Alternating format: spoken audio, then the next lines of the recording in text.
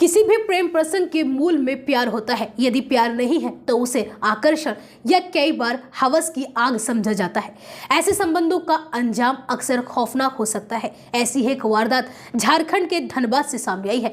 यहाँ शहर के श्रीराम प्लाजा में चल रहे टाटा म्यूचुअल फंड के ऑफिस मैनेजर का काम करने वाले एक शख्स को अपनी सहकर्मी से प्यार हो गया। मैनेजर की उम्र 44 साल है, जबकि उसकी प्रेमिका महज 22 साल की थी। टाटा म्यूचुअल फंड के ऑफिस में मैनेजर नीरज आनंद और कंप्यूटर ऑपरेटर निशा कुमारी का प्रेम संबंध कुछ सालों से चल रहा था। इस बीच निशा के परिजनों ने उसकी शादी किसी दूसरे शहर में कर दी। इसकी वजह से उसने ऑफिस जाना भी छोड़ दिया।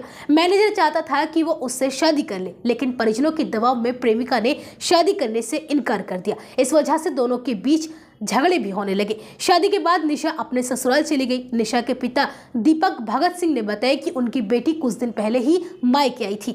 रविवार को उसने एक सहेली की शादी में जाने की बात कहकर शॉपिंग के लिए कहा था। पिता ने उसे शहर के बैंक मोड़ पर बाइक से छोड़ दिया, लेकिन देर रात होने तक जब वो घर नहीं लौटी तो परिजन परेशान हो गए। उन लोगों ने बैंक मोड़ थाने में उसकी गुमशुदगी की रिपोर्ट दर्ज कराई और अगले ही दिन टाटा म्यूचुअल फंड के ऑफिस में निशा की लाश मिल गई।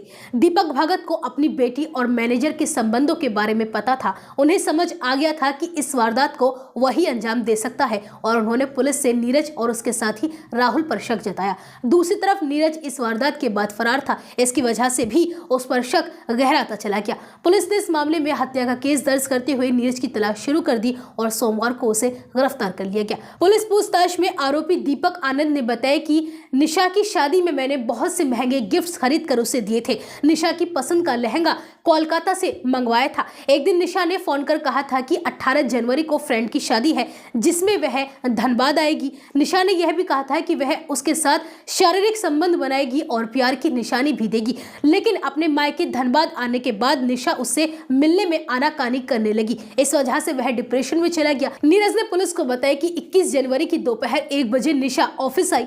इंस्टाग्राम और व्हाट्सएप चैट को लेकर गाली गलौज करने लगी और जातिगत गालियां भी देने लगी। थप्पड़ भी मारे, मना करने पर मुंह पर थूक भी दिया। वह डराने के लिए घर से एक चाकू साथ लेकर आया था और गुस्से में आकर उसने उसकी पीठ पर चाकुओं से वार कर दिए, जिससे कि निशा की मौके पर ही मौत हो गई। नीरज ने आगे बताया कि निशा की मौत के बाद उसने चाकू को धोया, ऑफिस बंद करके घर पहुंचा, पत्नी को सारी बात बताई और बाइक लेकर वहां से चला गया और जीटी रोड में टाटा मोटर्स के पास एक पुल से चाकुओं को झाड़ियों में फेंक दिया, जिसके बाद वह इधर से उधर घूमता रहा। वहीं एसएसपी की सूचना पर पुलिस पहुंची और उसे गिरफ्तार कर लिया गया। बुधवार को DSP law and order Arvind Kumar बिन्हा ने बताया कि हत्या का कारण आरोपी और युवती के बीच प्रेम संबंध और आपसी विवाद है। पूछताछ के बाद नीरज को कोर्ट में पेश किया गया, जहां से उसे जेल भेज दिया गया है।